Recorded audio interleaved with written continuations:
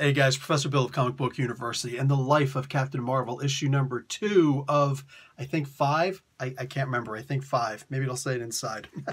Anyway, this is part 2, Hunted. And oh yes, hunted indeed. All right, so writer, Margaret Stohl. She's the one I'm going to blame for making me wait an entire month for this. Penciler, present day, Carlos Pacheco.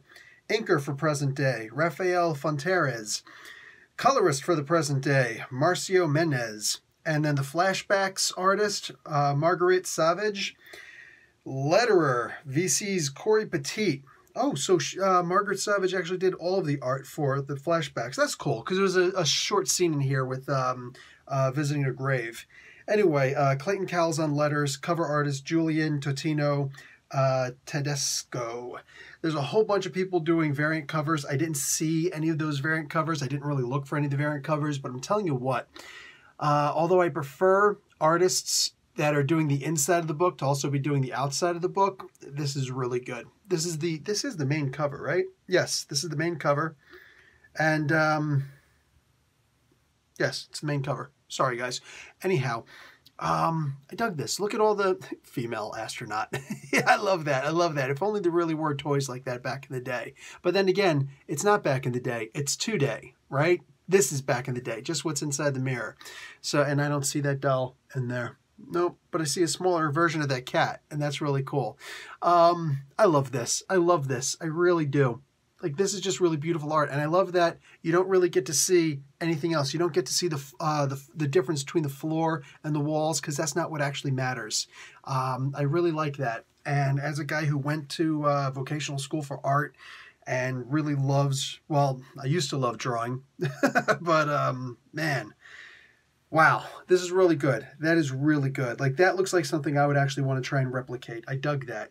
The only thing I complained about is the colors on the face. That's really it. But everything else about this, like especially the little girl, wow, that just looks so good.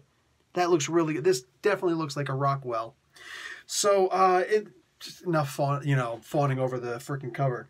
So, Carol is sitting down in her old room, and she's just contemplating, looking at, all this stuff like, oh my God, my father cheated on my mom. And that's a huge deal for her, right? That's a huge deal.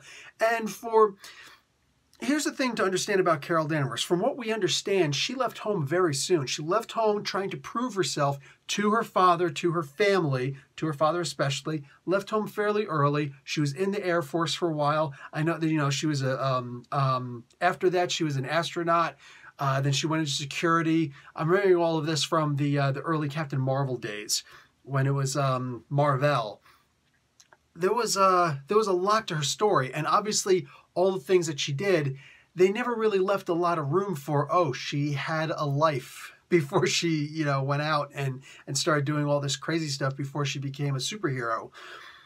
But all that stuff that she did do would clearly take a long time. So I feel like maybe she left home when she was 16 or 17. You know what I'm saying? I joined the military when I was 17. I imagine back then you could have joined when you were 16. I don't actually know. I come from a pretty long line of military family on both sides of the family. What do you call it? The flashback scenes in general where... what do you call it? Sorry. The flashback scenes in general are interesting because they show the way that she always felt about her father. She says he was a worthy opponent. Damn. That is really telling. That, like that, I want you to think about that. This one page, the whole flashback sequence in and of itself, but just this one page really gives us more background for Captain Marvel than pretty much anybody has given us so far. And that's not a slight on anybody. That's a compliment to the writing and the art in this flashback. That is really cool. Like, just, oh man, stopping and thinking about that for a moment. That is cool. So, the device that Carol pushed by accident, whatever, wound up summoning that thing from space, and it lands, and it is this blue chick. I'm imagining this is a Kree or a Kree hybrid of some sort. Whatever it is, it's kind of freaky. And she looks like she's about to kick some booty. More than that, that thing comes out of her mouth, and she's got a regular old mouth, and she's learning how to talk while she's punching people in the face and zapping trucks in the rearview mirrors. Excuse me, the side mirrors. There's a difference. Something that's really important here, and this is something I'm actually really curious about. I'm wondering if it was Margaret Stoll who wrote this, who wrote this like this, or if it was Clayton Cowles, the letterer, who wrote this like this. When she's talking to her friend at the donut shop, the friend has certain words that are clearly like a Bostonian accent. And I thought that was interesting. I thought that was really interesting because obviously you can't do everything like that. There are certain, like he should have said Dan Vuz, you know what I'm saying, as opposed to Dan Vers, right? There's a lot of things that he should have said instead, but clearly it would confuse the reader, it would confuse the heck out of me trying to figure out what the word was in order to do that.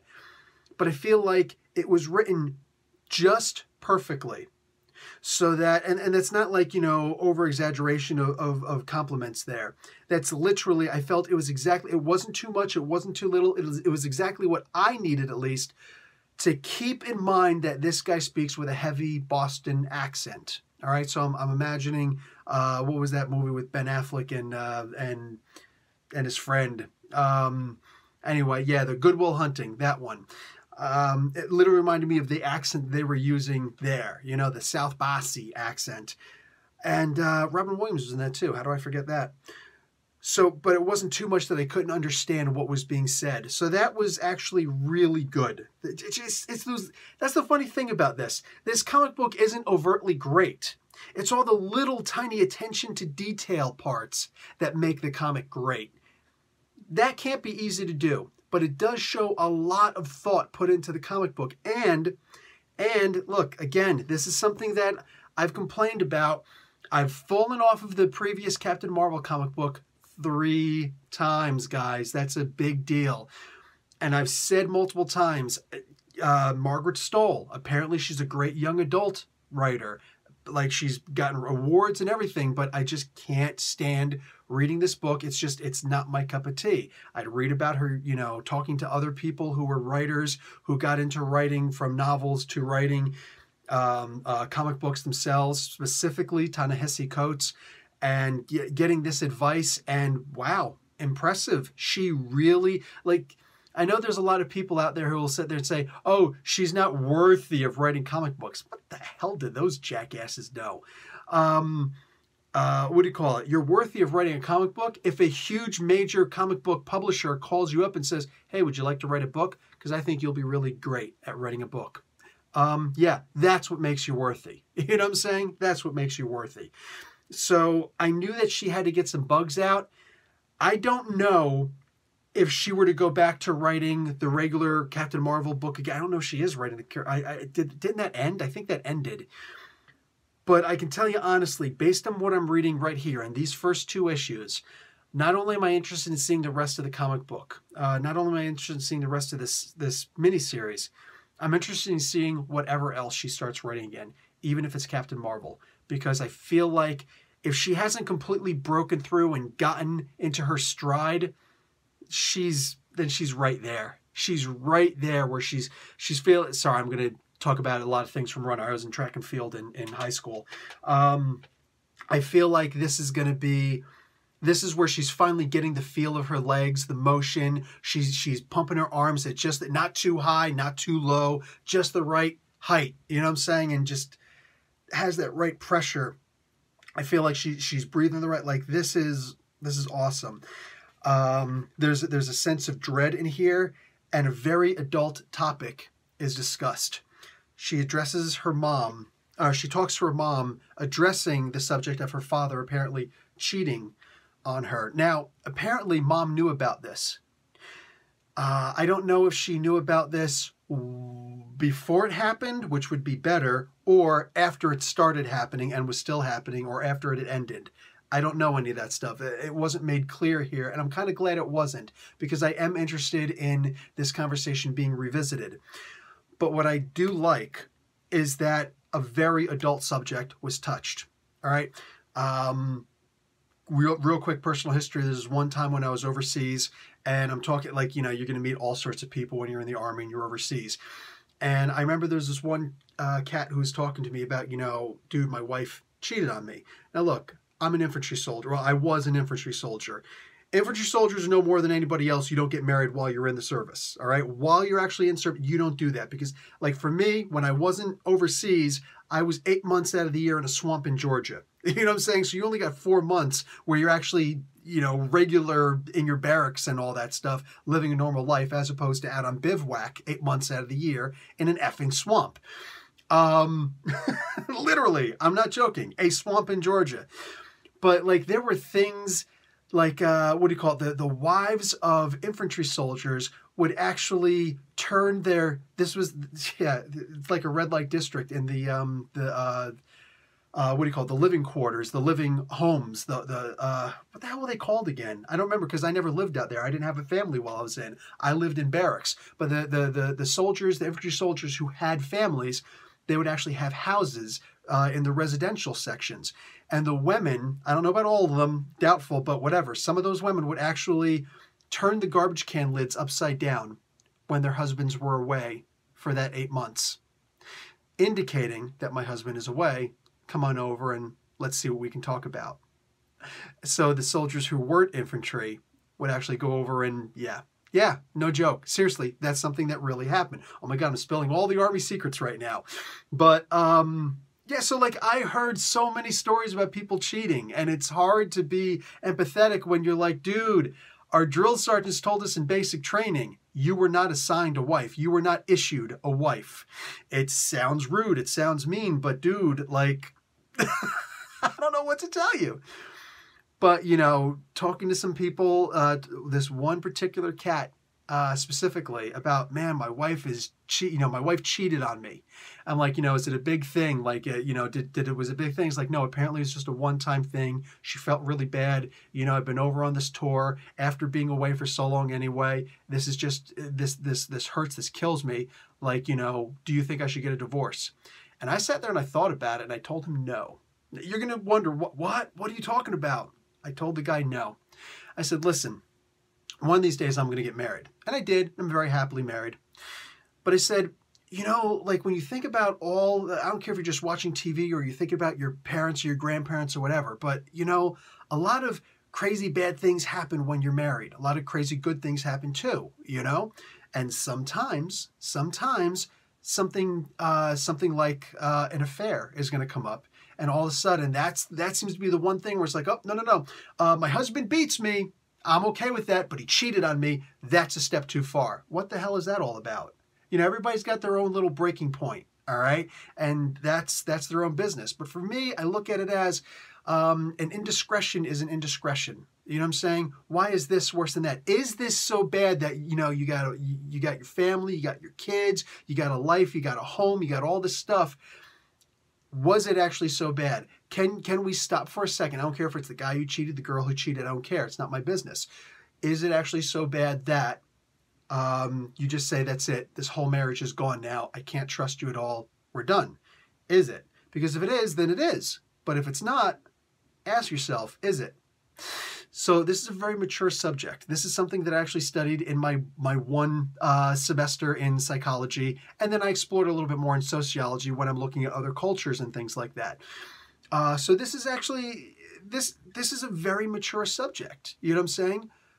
The husband cheated. All right, Carol's father cheated on her dad. He cheated on her dad. She is the dad. Wow, he is the dad. Okay, really just got perplexed there because it's wow. But I feel like Macho Man. Oh yeah, freak out. But Carol's dad cheated on her mom, but she knew about it. So it's not really cheating at that point. She was accepting of it, and she was okay with it. Like I said, everybody's got their own breaking point, and those apparently, like being a drunk, I don't know if he hit her or not. It seems like maybe he might have, but and he cheated on her. You know, Carol's saying, how could you let him treat you like that? Because I'm me, I'm not you. That's why. That's how. It's hard to tell our parents what they should and shouldn't do. You know what I'm saying? Like, how dare we? So this is a very mature subject. And this is the kind of thing that I was waiting for Margaret Stoll to bring, not this specific thing, but this sort of adult, mature topic into the comic book, this is one of the things I was waiting for her to do. This was impressive. This was impressive. It's a little thing, but it's one of those little things that you could touch on and suddenly recognize, wow, this was big. This is a defining moment. This is defining who Carol Danvers actually is. It was enough to make her go up and punch the moon, man. Start screaming out into the void. Obviously, she was in the blue area of the moon because, duh, the rest of the moon doesn't have air, a breathable atmosphere. The blue area does, so she's fine there. But, wow, man, this is something that's really weighing on Carol. And it's one of those moments, one of those pivotal moments, in my opinion, that you hope that if another writer does take over Carol Danvers at some point, then you hope that it's something that is revisited at some point, at least mentioned, so that we know that this writer does acknowledge that this happened and will, you know, even if he or she doesn't actually do anything with that storyline, at least acknowledges that story did indeed happen.